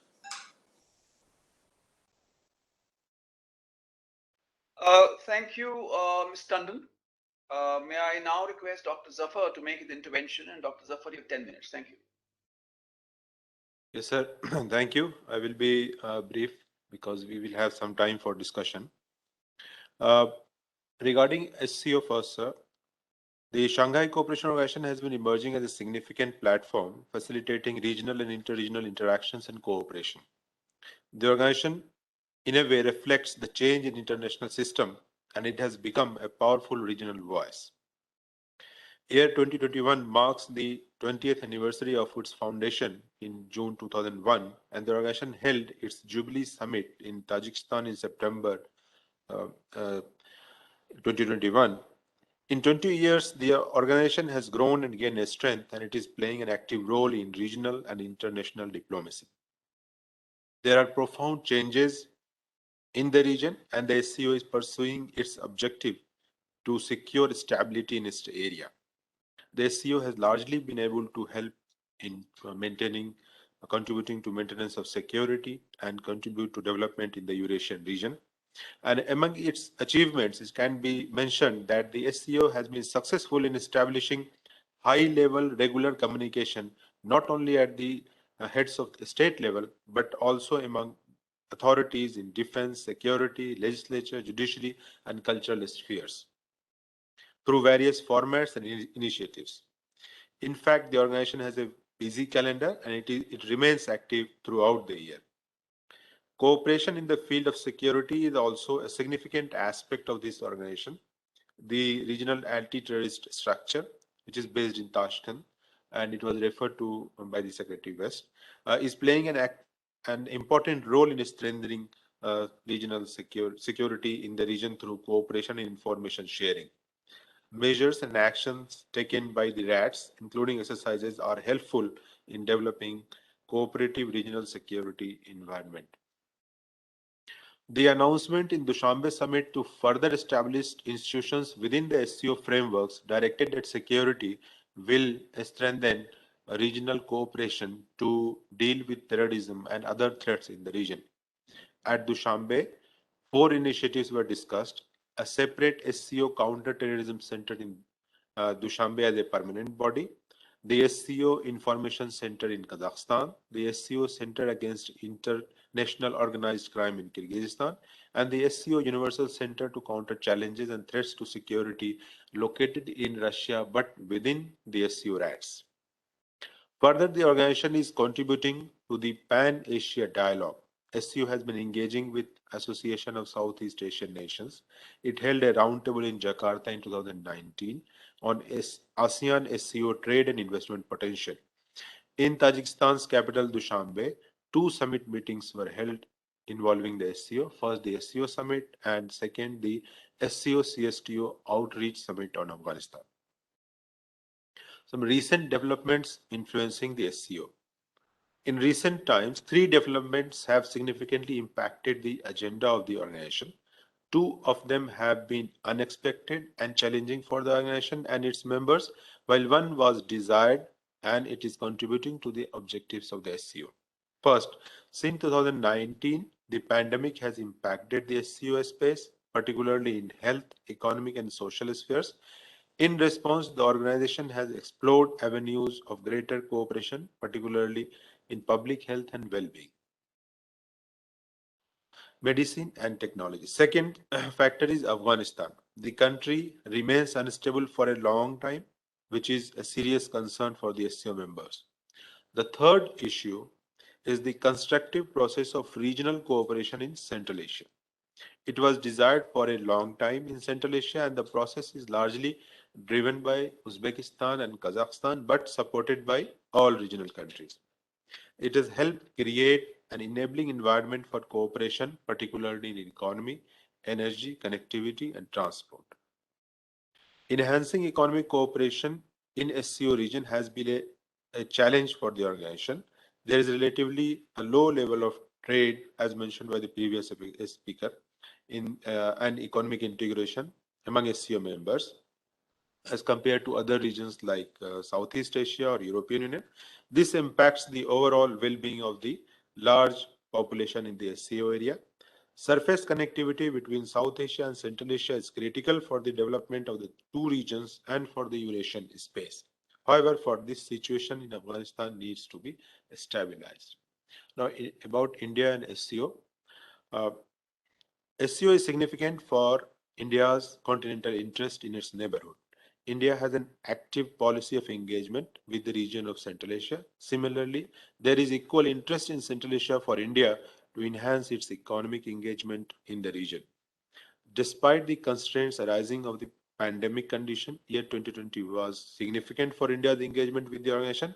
For the first time, New Delhi hosted a summit-level meeting of the SCO, and it was chaired by Vice President of India. India made a number of proposals, including on a startup and innovation, economy, traditional medicine. Combating terrorism in all its forms and manifestations, separatism, extremism, cross-border organized crime, and illicit trafficking in drugs are among SCO's top priorities. In his address to recent SCO summit in Dushanbe, Prime Minister Modi said, the biggest challenges in this area are related to peace, security, and trust deficit, and the root cause of these problems is increasing radicalization.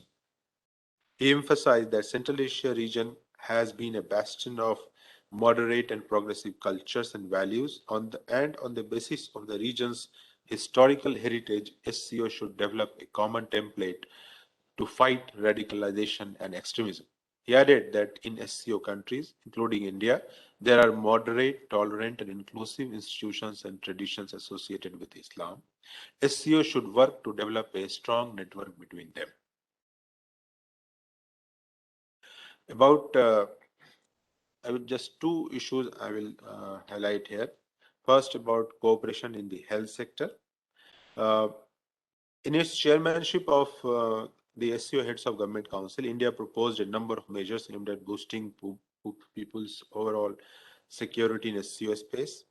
The proposal to create a special working group on startups and innovation can play a significant role in development. India provides conducive environment for the growth of startups and has third largest startup ecosystem in the world. The initiative was launched in 2016 and there are more than 38,000 recognized startups across 590 districts that have created nearly 400,000 jobs. It can be considered an example of providing economic security to these people, especially in a distressing time. India has also offered to annually host the special working group on startups and innovation and also the SCO Startup Forum. In the current situation, the traditional medicine system has the potential to play a supporting role in the region in mitigating the health challenge. In order to ease the pressure in view of the COVID-19 infection, India has proposed to create an expert group on traditional medicine within the annual SCO Health Ministers meeting. Further, India's Ministry of Ayush has offered to annually host the expert working group on traditional medicine in India under the mechanism of SCO Health Ministers meeting. Alternative medicine systems are practiced in SCO countries, and exchanging experience and knowledge in this field is going to benefit a large number of common people in the region. India has effectively deployed technology on a wide scale in its fight against coronavirus pandemic. Prime Minister Modi, in his address to the SCO at Dushanbe, offered to voluntarily share the open source technologies of robust digital platforms like the Arogya Setu and CoWIN applications. India has shared these technologies with other countries in order to promote financial inclusion in the region. India also offered to share its technologies like UPI and RuPay card with SCO countries. Cyber security. During the pandemic, a large portion of our daily routine has shifted to the virtual platform. Technology has not remained limited to our work and office, and it has entered into our personal life. The risk in cyberspace has increased, and in our region, many people are new to technology, the internet, the smartphones. Cyberspace is facing its own cyber pandemic with new malware and targeted ransomware. They are vulnerable to data breach, financial losses. According to Cybersecurity Ventures, the loss related to cybercrime is estimated to be $6 trillion annually by 2021. India produces finest IT professionals and technological minds. India has proven capacity in these fields and it can play a significant role in SCO areas to deal with the emerging challenges threatening a large section of the population. Connectivity. Central Asia is landlocked and connectivity through land between South Asia and Central Asia has been lacking. Highlighting the significance of connectivity and vital role of Central Asia, at Dushanbe, it was said that the region's prosperity is linked to the potential as a bridge between major markets. Mentioning that India is committed to increasing its connectivity with Central Asia, it was said that New Delhi is making investments in Chabahar port and developing the international north-south transport corridor. The INSTC is a 7,000 kilometer long route and can help overcome connectivity challenges. It is an important initiative launched by countries including India, Russia, Iran, and from Central Asia. The capacity would be 20 to 30 million tons of cargo per year, and this corridor would also reduce the time, delay, and cost by 30 to 40%. The connectivity links with Afghanistan have been affected due to takeover of Kabul by Taliban. However, from Iran, the route is gaining gradual traction. Using INSTC corridor, a train from Finland traveled carrying 32 containers loaded with paper-based products of a Swedish company for India. The train entered Iran in June 2021, and as per the reports, the paper shipment was to be trucked from Russia to Bandar Abbas and loaded for Mumbai port in India via Bandar Abbas Railway. So it is considered a significant development in terms of establishing inter-region surface connectivity. some recommendations. Any country is not free from cyber threats, so there is a need to pay more attention to cyber security because it is a critical infrastructure. Second, India is strong in technology, innovation, startups, health, and medicine, and it can play a significant role in SCO in these areas. To conclude, all SCO countries are affected by the pandemic, but it has given also an opportunity to cooperate in addressing the challenge in a concerted manner. Coordinated and collaborative response will be much more effective than mobilization of resources by individual efforts. Without cooperation, we cannot resolve many issues, and SCO is able to provide multiple opportunities for cooperation. It can be mentioned that SCO itself has been an important change in the international developments, and it can lead to further constructive changes in the region. Thank you, Chair. Thank you, Dr. Zafar. So, dear friends, following up on the excellent presentation by our three distinguished panelists, we have 15 minutes. Do we have 15 minutes, Dr. Zafar? Can we have 15 minutes? Yeah, till 5, but we can end by 5:10 or something. Yeah, 15 minutes. Okay, so let's say 15 minutes. That's by 5:10. For questions and comments, which may please focus exclusively on the scope of this topic, which is the 4 sub-themes, given the concept note. These may kindly be addressed in the emergent transformed context for SCO's role and suggest ideas for India's chairmanship, because this is the kind of form the input that we need to put, and of course the ideas are welcome from everyone. So questions will taken and comments will taken up on a first come first served basis and alternate between raise hand option and the post in the chat box. And I'll make some extremely brief summing remarks at the end. So we can take up the questions now and comments.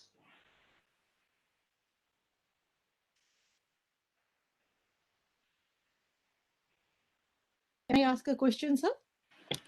Please, sure. Thank you. No, it's not a question. It's just a small query. Since Russian and Chinese is the official language of the SCO, and India has been, pursuing to include English as the official language of SCO. What is the status at the moment? To the panelists, the question directed. Anyone can answer, sir? Yeah. Any panelist can answer this. We have no idea about the progress of this issue. In any case, none of the SCO countries except India and Pakistan are English speaking. So Russian suits them. If they at all demand any language, that should be Russian, parallel with Chinese. Russian and Chinese is already the language. Yeah, so if India and Pakistan, actually, they both are insisting to include English also as it might happen in future. So may I just add, I presume we have made an approach to the SCO Secretariat. I do not know what the procedure is. Maybe it will be taken up at some point. But yes, I think if India is to engage fully with all the various institutions and structures that are in the SCO, I think English language would help greatly. Otherwise, the documents come to India and then they get translated, and something is lost in translation, and then they are translated back into the official languages. So I think this is one point which we need to actually, let's say, it's been made earlier, but we should actually really re-emphasize this point, because that's one point. The second thing, of course, is a related thing, is that I think we need to develop maybe a kind of a cadre of officers and scholars dealing exclusively with the functioning of SCO. Because only if we are in a position to engage in the manner in which the Russian, the Chinese engage, only then we'll be able to make an impact. Otherwise, the impact would be very, very limited, because obviously, it is basically an organization driven by two countries, Russia and China. Thank you.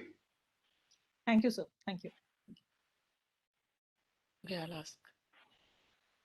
Any posts? Okay, I'll ask a question, sir. This is Deepika Saraswat. I'm a research fellow here. Okay, my question is to Professor Patnaik. You made a very interesting point about India having the potential to play sort of a bridge between East and the West in Afghan crisis. it was really interesting point. So what I want to ask is that SCO member countries, especially Russia, to my knowledge, have not been very supportive of an Indian role in Afghanistan. India has not been invited in some of the Moscow meetings. I mean, there were speculations that India would be invited, but it did not materialize. So my question is, how do you think the SCO members are, uh,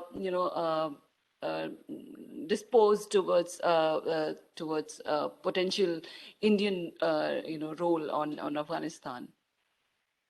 Well, most of the SCO countries, except Pakistan possibly, they had negative attitude towards India's efforts in Afghanistan during the years of American presence there. None of them really objected to India doing so much. India opening up the Chabahar. In fact, many of them were opening up bridges and railroads to Afghanistan from Uzbekistan. So they were all had their own outreach, towards Afghanistan through the mediation of the United States. US and some of the financial institutions which are funding this railroad project from Uzbekistan to Haratan in Afghanistan, and the roads and the bridges, even the Tapi pipeline. So the US was trying to push India to an integration project with Central Asia to Afghanistan. So India didn't face any kind of obstacle from SCO countries. But first time, you see, it was India's reluctance to be part of any of the discussion formats. The US didn't want to involve India because they didn't want to antagonize the Taliban in Pakistan. In Moscow format, now we have been invited, we participated, and in future we'll be participating. Most of the countries facing sanctions, they would like to lessen the impact of sanctions on them, Russia and Iran especially. And I mean, sanctions, you can plead with the Americans, but they have their constituency, their agencies who would not like to reduce the sanctions and all that. But to allow many concessions to deal with Iran and Russia in many projects, you have to deal with the United States to get clearance for these projects, waivers for these projects, even looking the other way when these projects happen. And you have to critically engage with these countries to find some other alternative options of payment, like we have done with Iran. So I think out of all these countries, India is in the best position. Today, American-Chinese relationship are very bad. So also is the relationship with Russia and Iran. Within the SCO member countries, if you look, Pakistan, they have now articulated their displeasure with Pakistan.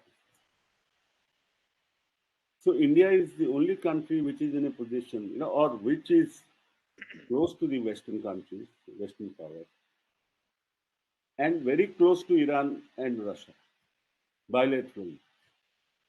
So I'm saying this is an advantageous position which India, see, in the short term, if you look at it short run, it looks everything is lost. Pakistan and China have gained in Afghanistan. It's not so in the medium and long term.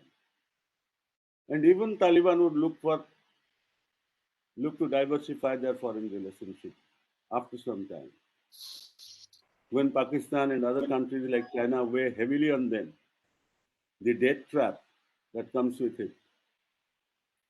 These are things that are going to unfold in not a very long time from now. Within Pakistan, there will be also opposition to many of the Chinese projects because of the debt trap and the environmental impact. So let's not, the immediate circumstance we can respond, But it's a very good thing that we participated in the Moscow format. We participated. We had a consensus in Moscow format on what we expect from the Taliban in the presence of Taliban representatives. And the US, since it cannot now, or it's not in the same position to engage with the Taliban, it can convey whatever it wants to also its friends in this region like India, to its SCO partners. So US positions can also, India can also articulate the US or Western position within the SCO and create a common position between both camps. I'm not saying you formally recognize India as a mediator between the West and East, but India is in a position to traverse both the worlds. Thank you. Thank you. Any other question in the chat box, Dr. Zafar? Not yet, sir, but if you allow me, I wanted to ask, since Mr. Tandon, Pankaj Tandon is here.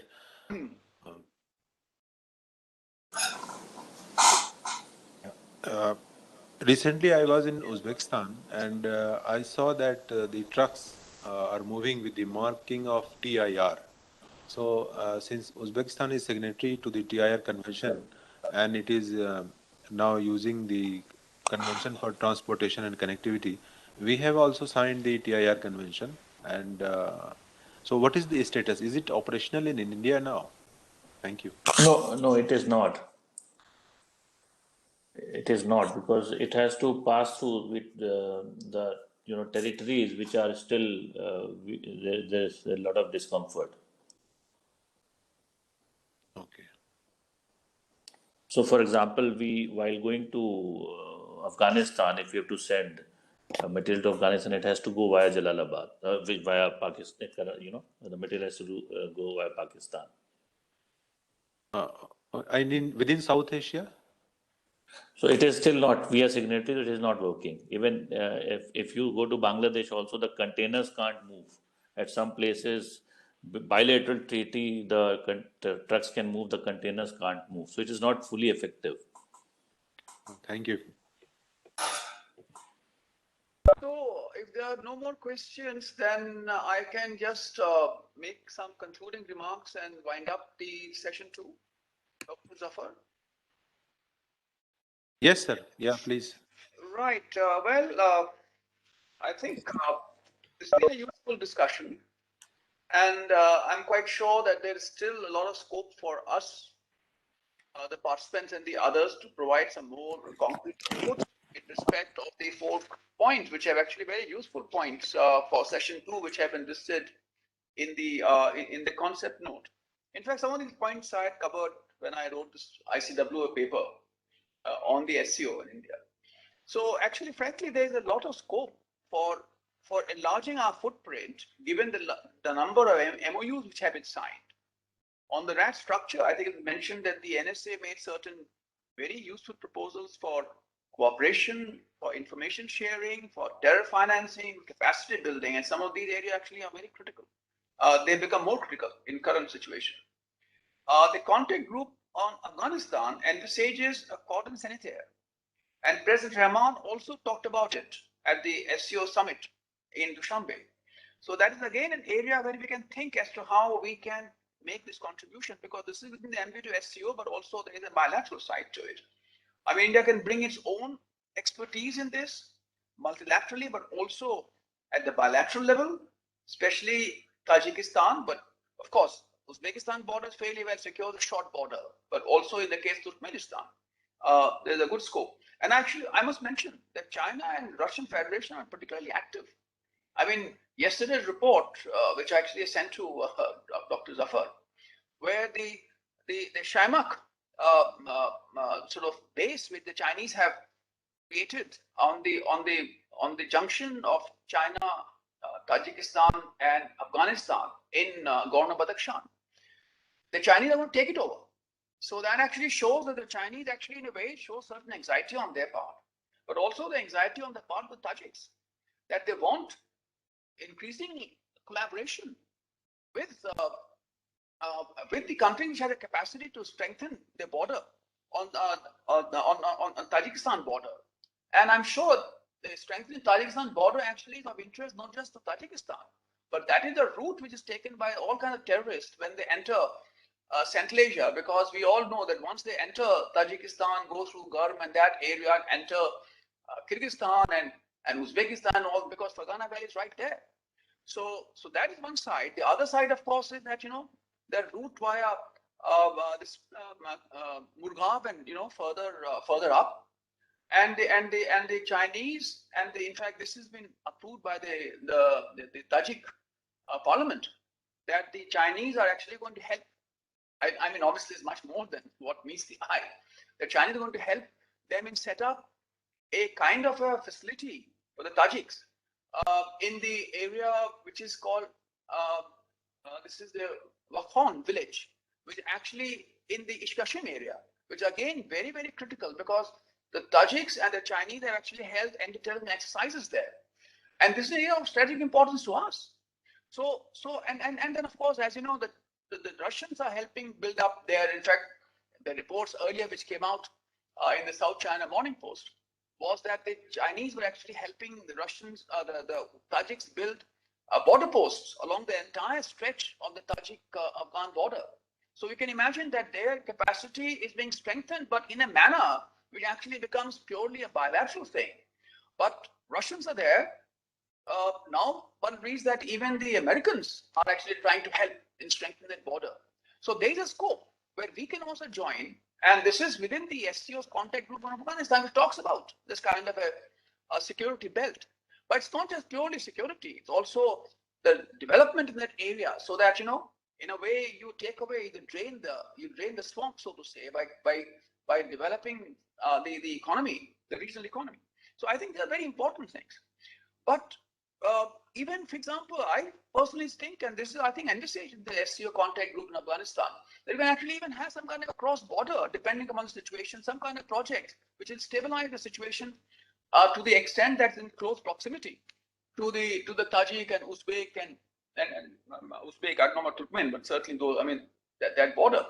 And in fact, I mean, the fact that you had an SCO CSTO outreach kind of a summit which took place in Afghanistan means that there is a scope for India to leverage its role, certainly in SCO, but leverage it with other multilateral organizations, whether it's the CSTO, in my view, whether it is, for example, the C5+1 platform dialogue, which the Americans are very active, and so are the Russians, the Chinese, the Koreans, everybody is very active in that. So that is again a possibility. SICA is another one. But there are these kind of multilateral organizations which actually will help us at this particular critical juncture to develop those capacities which these people actually will welcome, I'm quite sure.